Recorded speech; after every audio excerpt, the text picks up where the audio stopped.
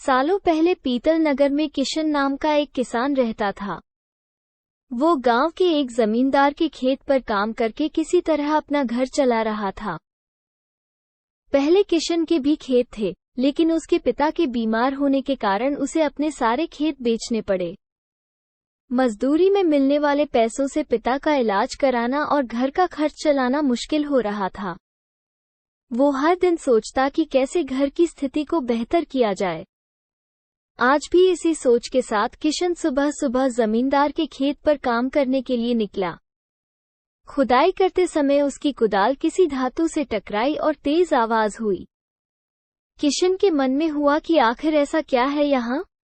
उसने तुरंत उस हिस्से को खोदा तो वहां से एक बड़ा सा पतीला निकला। पतीला देखकर किशन दुखी हो गया। किशन के मन में हुआ कि ये जेवरात होते तो मेरे घर की हालत थोड़ी सुधर जाती। फिर किशन ने सोचा कि चलो अब खाना ही खा लेता हूँ। किशन ने खाना खाने के लिए अपने हाथ की कुदाल उस पतीले में फेंक दी और हाथ मुंह धोकर खाना खाने लगा।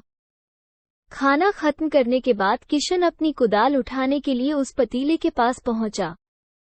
वहां पहुंचते ही किशन हैरान हो गया। उस पतीले के अंदर एक नहीं बल्कि बहुत सारे कुदाल थे। उसे कुछ समझ नहीं आया। तभी उसने अपने पास रखी एक टोकरी को भी उस पतीले में फेंक दिया। वो एक टोकरी भी पतीले के अंदर जाते ही बहुत सारी हो गई।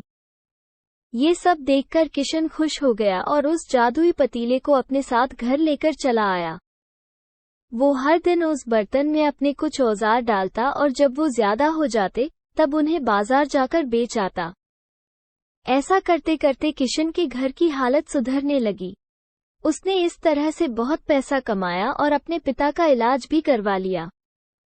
एक दिन किशन ने कुछ गहने खरीदे और उन्हें भी पतीले में डाल दिया। वो गहने भी बहुत सारे बन गए। इस तरह धीरे धीरे किशन अमीर होने लगा और उसने जमींदार के यहाँ मजदूरी करना भी छोड़ दिया। किशन को अमीर होते देख जमींदार मोहन को किशन पर शक हुआ। वो सीधे किशन के घर पहुंचा। वहां जाकर उसे जादुई पतीले के बारे में पता चला। उसने किशन से पूछा, तुमने ये पतीला कब और किसके घर से चुराया? डरी हुई आवाज में किशन बोला, साहब, ये पतीला मुझे खेत में खुदाई के समय मिला था। मैंने किसी के घर चोरी नहीं की है। खेत में खुदाई की बात सुनते ही जमींदार ने कहा, ये पतीला जब मेरे खेत से मिला तो यह मेरा हुआ। किशन ने जादुई पतीला ना लेकर जाने की बहुत मिन्नतें की, लेकिन जमींदार मोहन ने उसकी एक नहीं सुनी। वो जबरदस्ती अपने साथ वो जादुई पतीला लेकर चला गया। जमींदार ने भी किशन की ही तरह उसमें सामान डालकर उन्हें बढ़ाना शुरू किया। एक दिन जमींदार ने अपने घर में मौजूद सारे गहने एक एक करके उस पतीले में डाल दिए और रातों रात बहुत अमीर हो गया।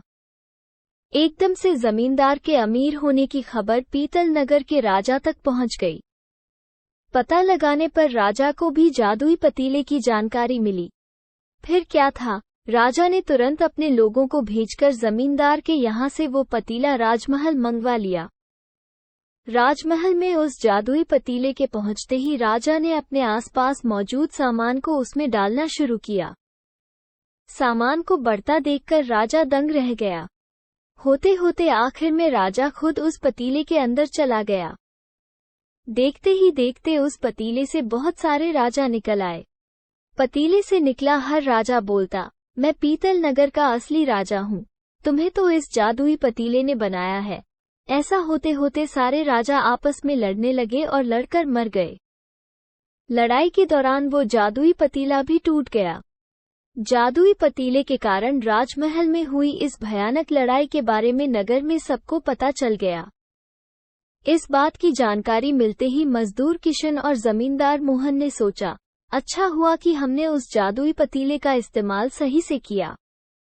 उस राजा ने अपनी मूर्खता के कारण अपनी जान ही खो दी। कहानी से सीख। जादुई पतीले की कहानी से दो सीख मिलती हैं। पहली कि मूर्खता का अंत बुरा ही होता है। दूसरी यह कि हर सामान का इस्तेमाल संभल कर करना चाहिए। अति हानिकारक हो सकती है।